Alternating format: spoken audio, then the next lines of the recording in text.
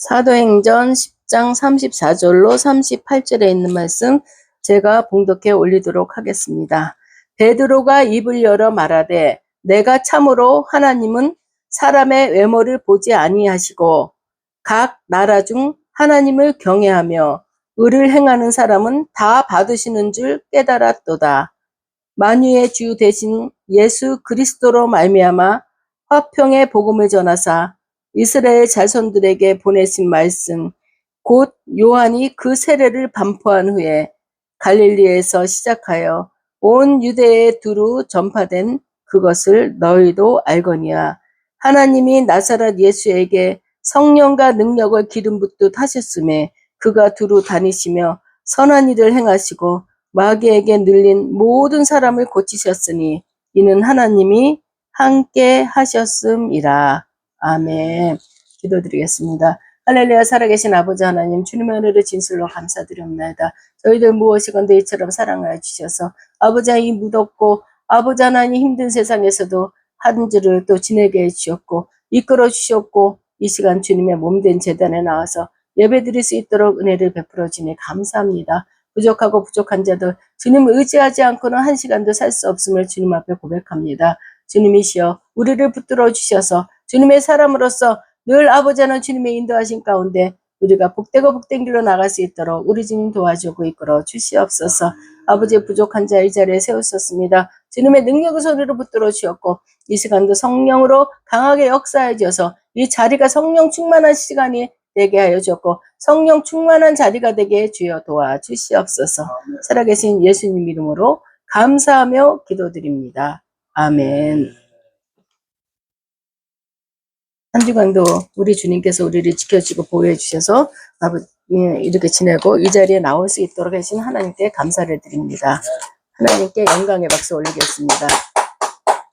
무엇을 하든지 간에 우리는 하나님만 바라본다 하면서도 하나님 바라본다 말은 해요. 그렇지만 때로는 우리 생각대로 우리 마음대로 생활할 때가 많았던 걸 주님 앞에 고백합니다. 저도 순간순간 하나님 이건 아닌데 죄송합니다. 하나님 다시는 이렇게 내 생각에 따라 움직이지 않고 하나님의 뜻에 따라 움직이는 나가 되게 해달라고 그런 기도도 합니다. 우리 하나님은 정말 우리 하나님은 좋으신 하나님이시죠.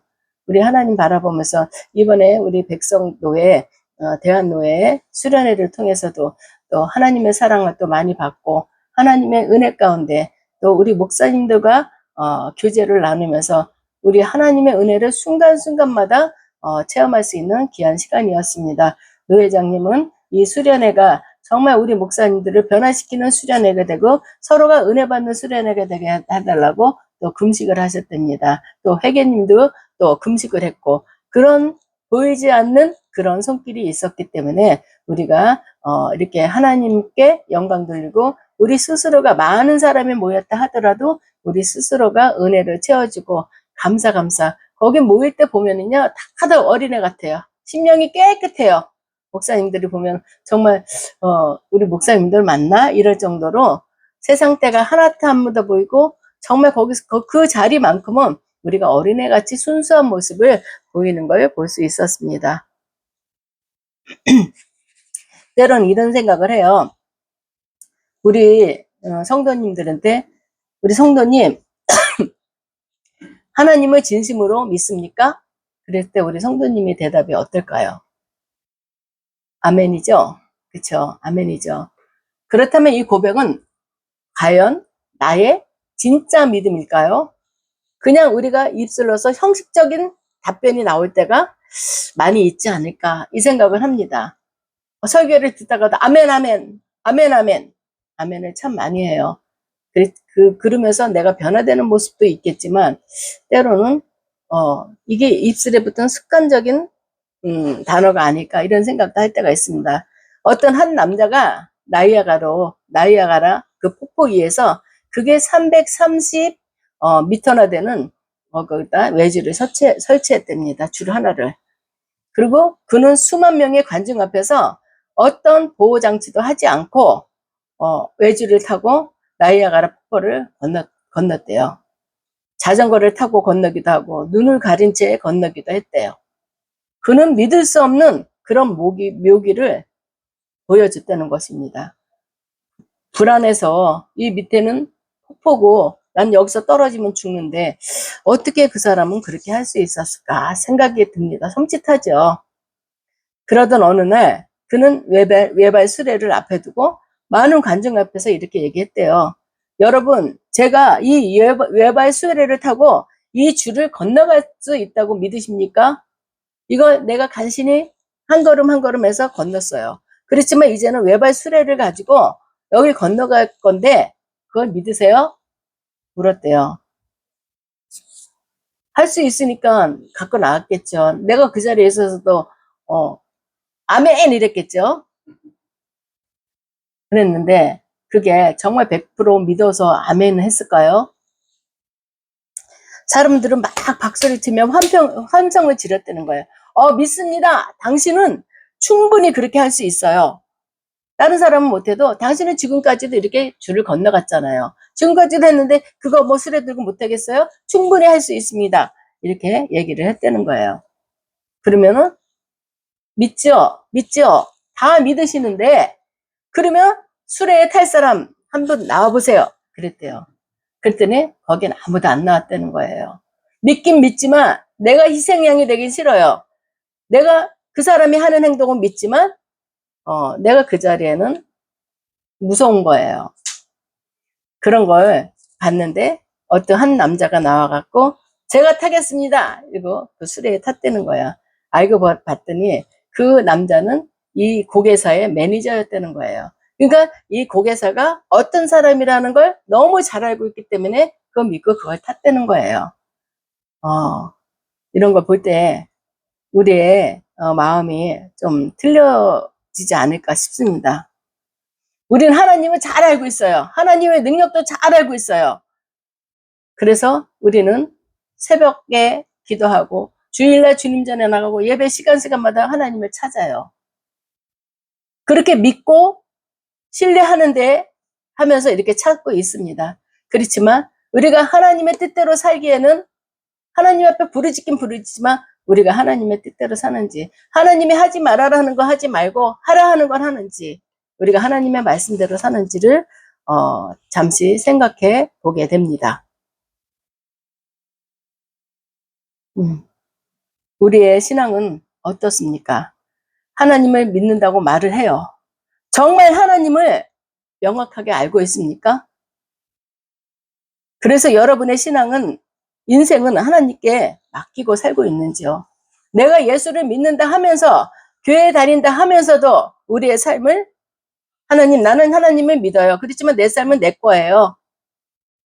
내가 하겠습니다. 내 뜻대로 하겠습니다 하고 사는 사람들이 얼마나 많이 있습니까? 지금 보면은 크리스찬이라 하지만 하나님께 내 삶을 다 맡기고 사는 사람은 얼마나 되나 생각해 볼 필요가 있습니다. 우리가 하나님께 내 삶을 맡기고 사는 그런 믿음의 사람들이 되시길 주님의 이름으로 축원합니다.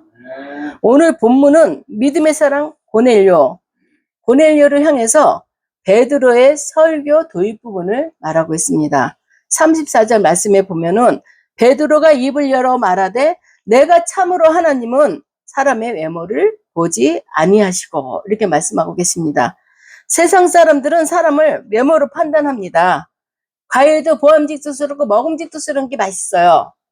사람도 훤칠하고 이목구비가 뚜렷뚜렷하고 뚱뚱하지 않고 그런 사람들이 멋있지 않나요? 그렇지만 하나님은 외모를 보지 않는다고 그랬어요. 그렇다고 우리가 하나님 말씀대로 살아야지 했고 나도 외모를 보지 않아요. 그러니까 진짜 세상에서 내 배우자를 만나되 정말 조그맣고 땅땅하고 이목구비도 뚜렷뚜렷하지 않고 그런 사람을 고르겠어요? 그건 아니죠. 그렇지만 하나님이 따지신다는 것은 내가 원하는 건 외모가 아니라 네 심령을 먼저 원한다. 이런 걸 말씀하고 계시는 거죠.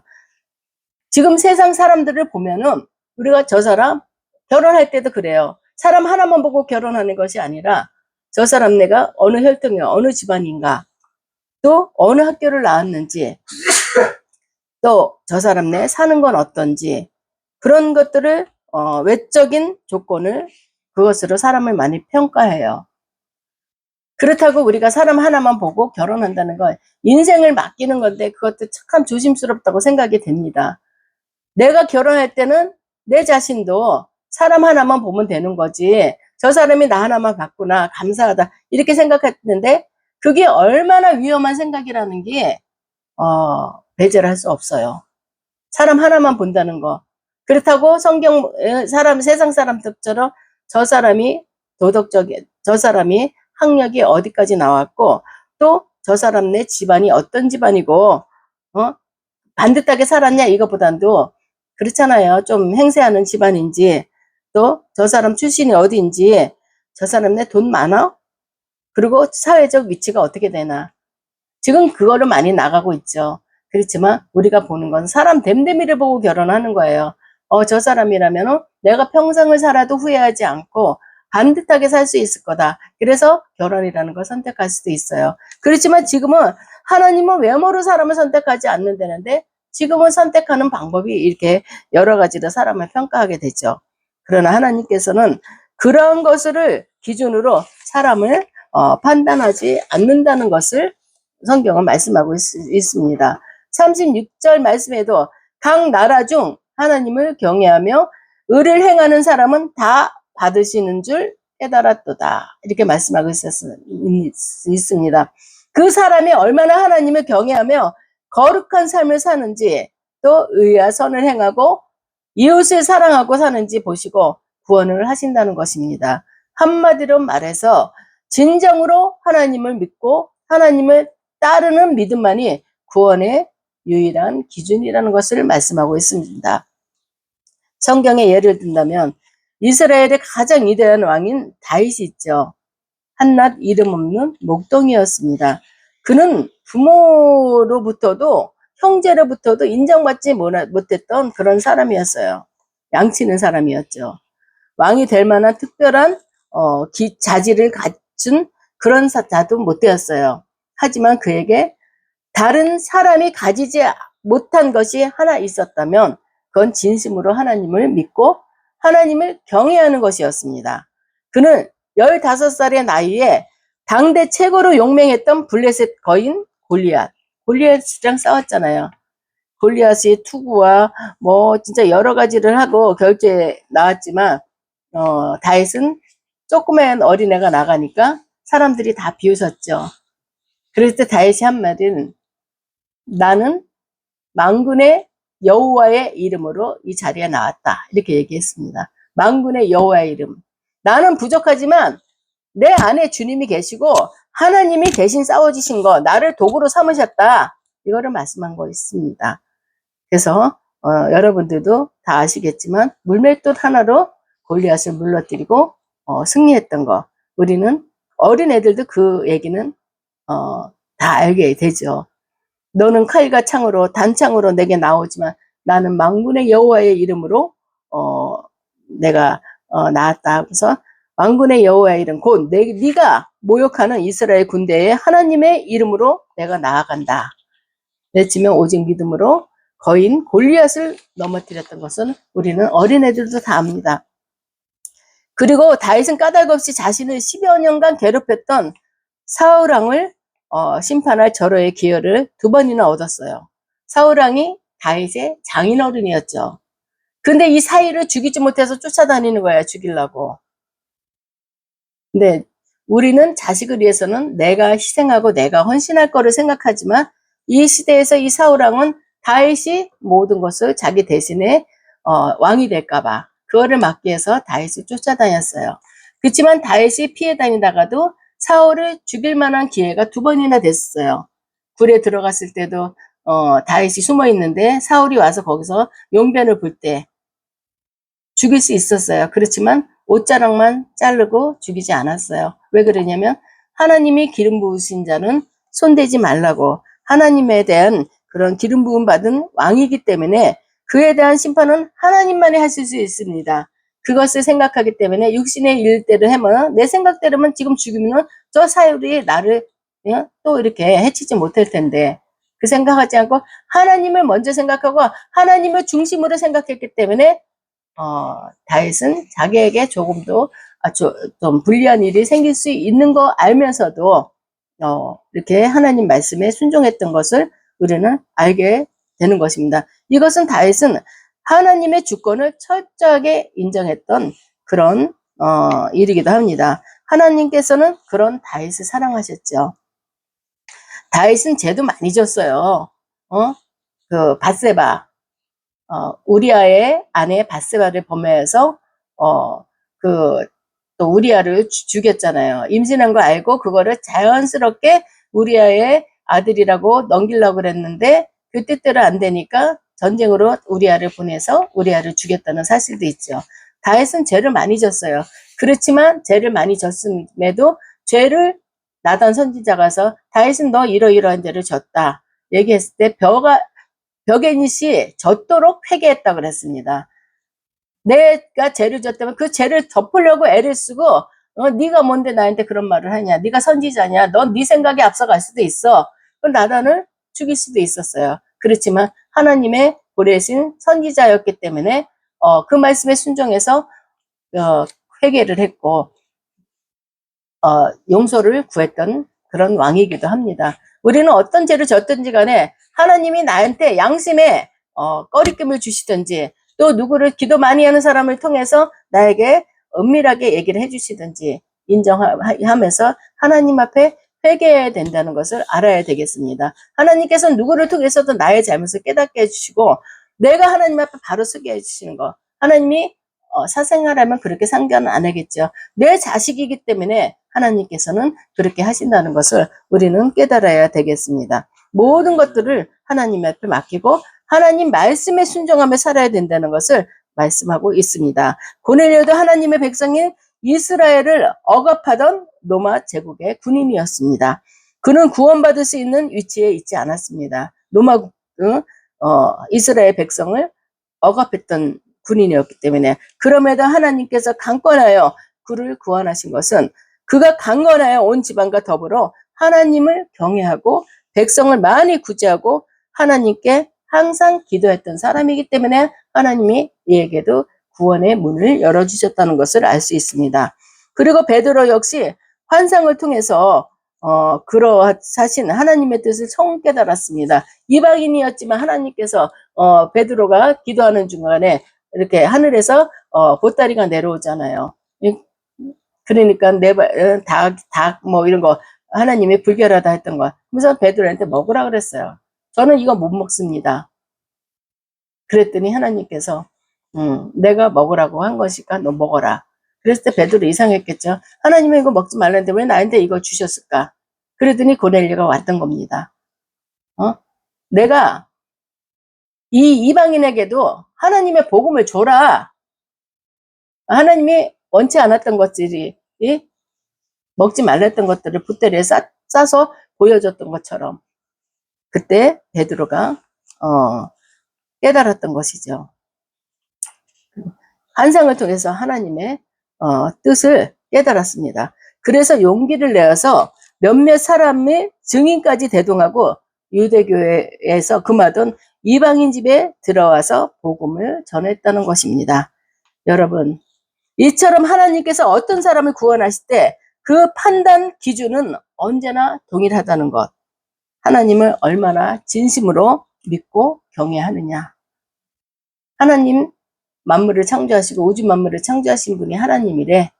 그게 아니라 하나님은 어떤 분이시고 우리가 어떻게 하길 바라고 우리가 하나님을 하나님 뜻대로 말씀대로 살기를 원하는지, 하나님께서 원하시는 게 무언지를 깨닫는 거, 믿음대로 의롭게 우리가 사느냐, 선을 행하고 이웃을 사랑하느냐 하는 것입니다. 이 두 가지 기준으로 우리는 구원해 주신다는 것을 우리는 알아야 되겠습니다.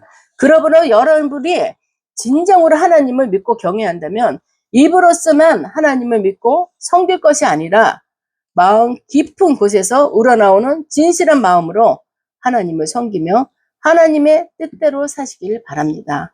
입으로서만 하나님 입으로서만 하는 것이 아니라 몸으로 행하라, 몸소 실천하라. 이것을 하나님께서는 말씀하고 있습니다. 36절에 보면 만유의 주 되신 예수 그리스도로 말미암아 화평의 복음을 전하사 이스라엘 자손에게 보내신 말씀, 이렇게 말씀이 나옵니다. 베드로는 예수님을 만유의 주라고 말씀하십니다. 만유의 주는 오직 하나님께만 사용되는 칭호입니다.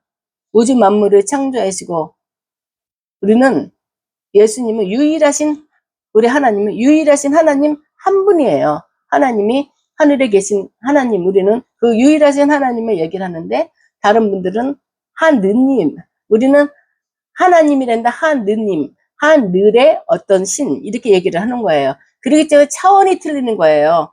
그래서 우리가 그런 거에는 경계를 할 필요가 있습니다.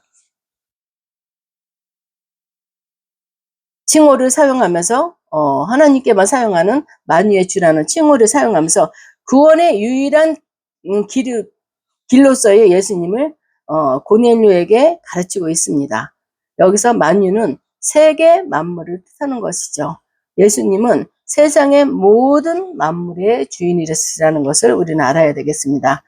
그리고 복음을 화평의 복음이라고 표현하고 있는데 이는 복음이 인간과 하나님 그리고 인간과 인간 화해시켜서 서로 진정한 화평을 누릴 수 있도록 만들어주기 때문입니다. 우리가 인권, 하나님이 이 가정에 영권, 인권, 물권을 허락해 주세요 하는 건 영권, 하나님과의 나와의 관계, 인권, 사람과의 관계, 또 물질의 관계, 이런 것을 원활하게 해주고 주시는 분은 하나님이시라는 거는 우리는 고백하며 살아야 되겠습니다. 우리는 화평의 복음을 이루기 위해서는 하나님과의 관계가 내가 합당해야 되고 사람과의 관계, 그리고 그래야만이 진정한 화평을 누릴 수 있다는 것을 알게 됩니다. 지금 우리가 사는 세상에 분쟁과 시기와 미움과 다툼, 그리고 그런 것들이 너무 가득해요. 지금 여기저기 전쟁이 막 터지잖아요. 우리 옆에서는 안 터지니까 그런 것보다 근데 매스컴을 통해서 지금 많이들 보잖아요. 그런 걸 보면은 얼마나 두렵고 떨릴까. 내가 그날에 안 살은 것도 감사하지만 그것보다도 세상이 이제는 마지막이 될래나? 이런 두려운 생각까지 듭니다.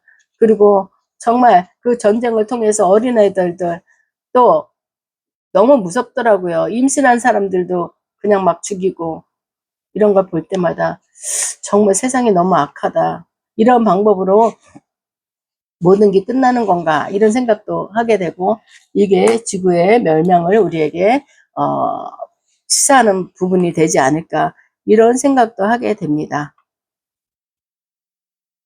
우리가 인류의 조상 아담과 하와가 범죄해서 죄가 세상에 들어왔죠. 그 죄가 인간을 한없이 이기적으로 자기 중심적인 존재로 만들어 버렸습니다.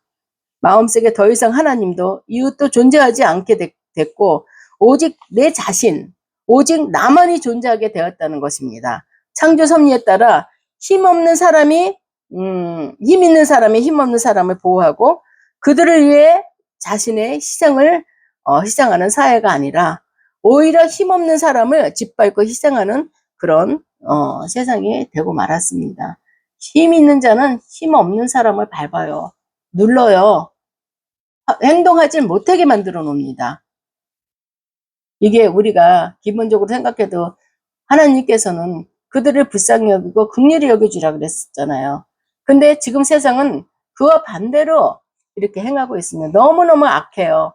정말 힘없으면은 우리가 어떻게 살 수가 없는 그런 세상이기도 합니다.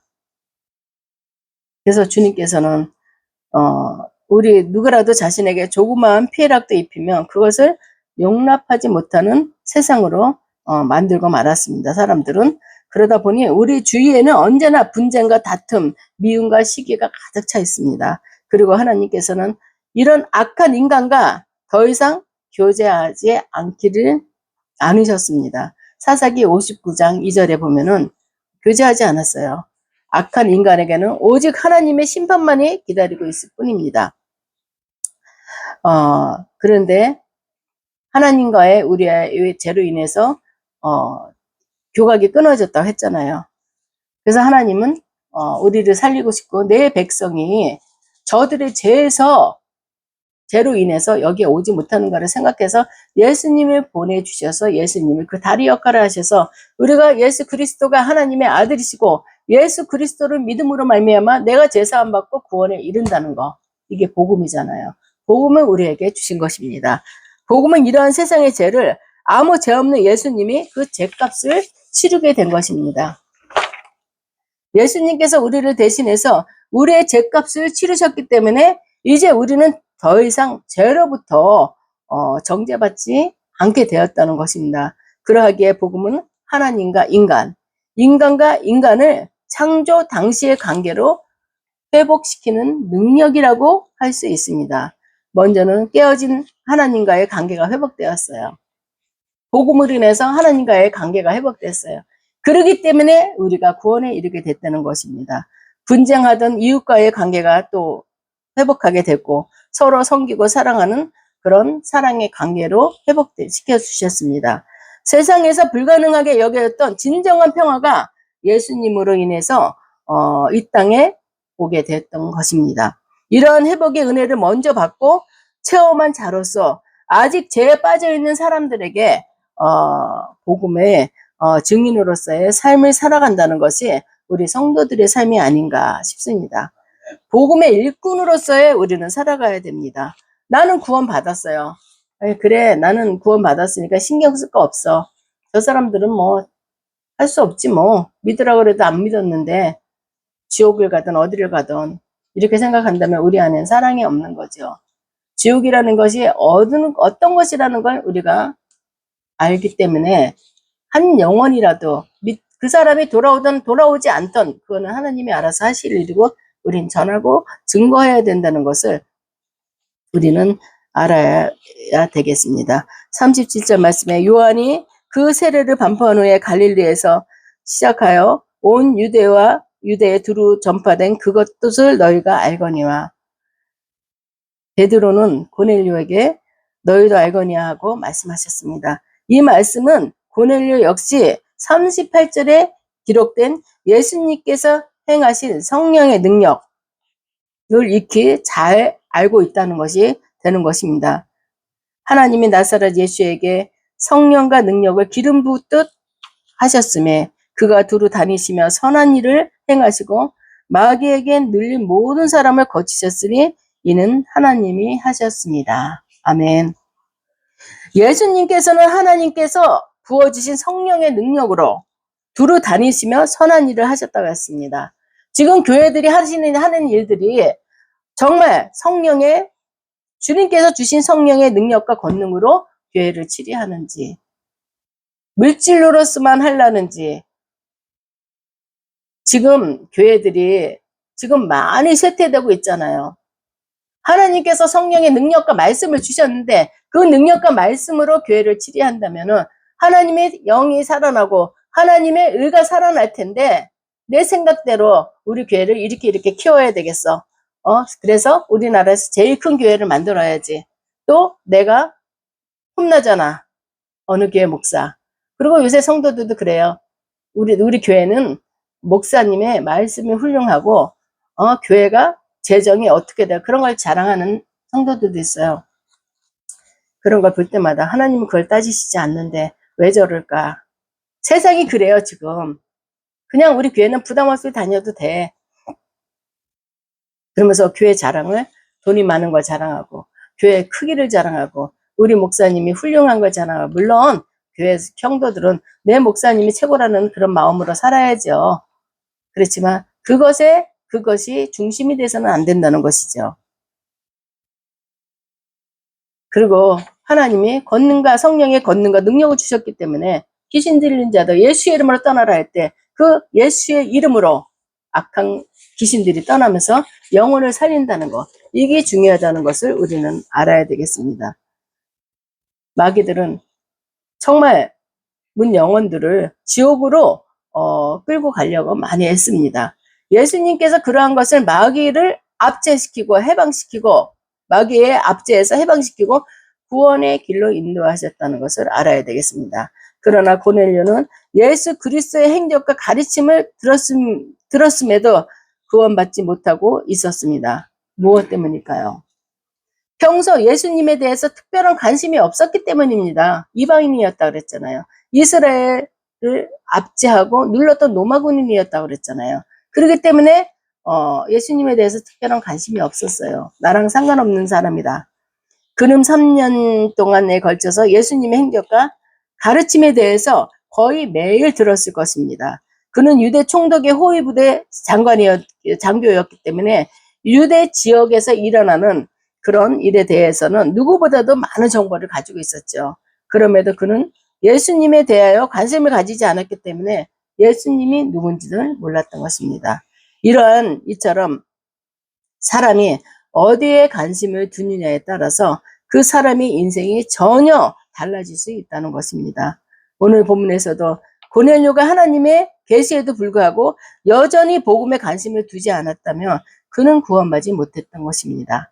고넬료는 늦었지만 이제라도 복음을 받아들이고 자신의 삶을 예수님께 맡겼기에 구원받고 그 친척까지도 구원받았던 것을 우리는 알아야 되겠습니다. 여러분은 지금 어디에 관심을 두고 살아가고 있습니까? 어디 아파트를 분양한다는데 그거를 어떤 방법으로 해서 받을 수 있을까? 돈이 모질라는데 그걸 일단 받고 세를 놓으면 되는 건가? 그런 것에 관심이 있는 건지, 또 어떻게 하면 내 자식 긍정적인 관심이 있으면 그거는 그나마 괜찮아요. 그렇지만 아유, 저 남편 어떻게 하면 속일 수 있을까? 저 부인 어떻게 하면 속일 수 있을까? 인생 한 번뿐이야. 뭐 인생 죽으면 그만인데 재밌게 살자. 응? 정말 육신의 안목대로 해서는 안 될 행동들을 하고, 그래도 그게 죄라는 거 모르고 인생은 한 번뿐이야 이러는 분들이 얼마나 많이 있습니까? 세상이 지금 요지경이라고 하잖아요. 우리는 이런 세상을 본받아서는 안 되죠. 우리는 하나님을 두려워해야 돼요. 하나님을 경외하는 것 전에 하나님을 두려워해야 되는 거예요. 그렇지 않고서는 내가 죄를 져도 죄가 죄인지를 모르고 지는 사람들이 너무 많아요. 세상이 악하기 때문에 내가 하는 행동이 이게 죄다 이렇게 생각 못해요. 인생 한 번뿐이야. 그까짓 거면 죽으면 끝인데 왜 죽으면 끝입니까? 죽음 뒤엔 심판이 따르는데. 죽음 뒤에는 내가 진 죄에 대해서 어떻게 감당하려고 그런 말들을 함부로 하는지 너무너무 안타깝습니다. 도덕적으로 윤리적으로 정말 흠없고 티 없이 살았다 하더라도 우리 예수 그리스도를 믿지 않으면 우린 구원에 이르지 못한다는 것을 깨달아야 되겠습니다. 나 지금 96이야. 너무너무 정정하세요. 할머니 예수님 믿으세요? 그러니까 에이 내가 뭐 지금 나이에 뭘 믿어? 하나님 예수님 믿는 거는 내가 뭐 이름이 높아지려고 믿는 게 아니에요. 제사함 받아서 천국 가기 위해서 믿는 거예요. 그랬더니 그 할머니가 에이 난 나이가 많아서 이제 좀 있으면 갈 텐데. 할머니가 먼저 예수 믿어야 돼요. 할머니가 먼저 갈 사람이니까. 듣기가 민망할지 모르지만 직접 얘기를 했어요. 할머니가 먼저 믿어야 돼요. 할머니가 우리네보다는 우리가 이런 걸 보면은 뭐 도표 같은 걸로 보면은 할머니가 먼저 갈 사람이에요. 96이니까. 그랬더니 할머니가 네 이래. 네, 동문 아파트 산대요. 정말 아침 되면 가서 모시고 오고 싶어요. 그렇지만 지금 가정교회로 하기 때문에 그게 참 어렵습니다. 그런 걸 볼 때마다 보면서도 하나님 진짜 구원할 자들은 참 많이 있네요. 힘이 들어도 주일날 아침에 가서 할머니 교회 가세요. 그럴 수 있는 거예요. 그러면 순간에 따라서 그 할머니가 천국 가고 지옥 가는 거는 하나님이 역사하시지만 우리는 최선을 다한다는 거. 한 영혼을 구원시킨다는 거. 우리는 복음의 빚진 자들입니다. 우리도 죄인이었어요. 우리는 날 때부터 천국 백성 아니죠. 우리도 죄인이었지만 누군가를 통해서 우리가 예수님을 알게 되고 죄사함 받고 구원에 이르게 됐다는 것을 우리는 알아야 되겠습니다. 그러므로 우리들도 고넬료와 같은 그런 삶을 사시기 바랍니다. 후회 없이 그런 복된 삶을 살아가야 됩니다. 이러한 삶으로 여러분을 초청하시는 하나님의 음성에 우리는 아멘으로 화답해야 됩니다. 우리는 이 복음의 빚진 자로서 세상에 빚을 지면 갚지 않고 살 수 없잖아요.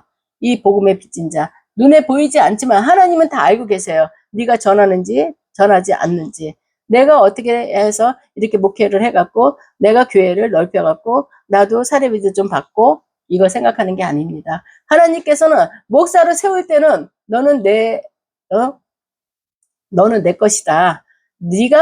내가 원하는 것을 네가 감당해야 된다. 영혼을 살려라. 하나님께서 말씀하신 거를 우리는 항상 기억하고 목사뿐만이 아니에요. 모든 성도들은 하나님이 아무 값 없이 하나님의 은혜 가운데 예수님을 보내주셔서 제사 안 받고 구원에 이르게 해주셨잖아요. 그렇기 때문에 우리는 하나님으로부터 다 빚진 자입니다. 그 빚을 갚는 방법은 나가서 전해야 됩니다. 하나님을 증거해야 됩니다. 예수님이 어떤 분이라는 것을 알려야 됩니다. 그래서 한 영혼이라도 하나님 앞으로 인도하는 게 우리의 사명이라고 생각합니다. 하나님을 기쁘시게 하는 우리 모두가 되기를 주님의 이름으로 축원합니다. 하나님 아버지, 세상 사람들은 사람을 외모로 판단하지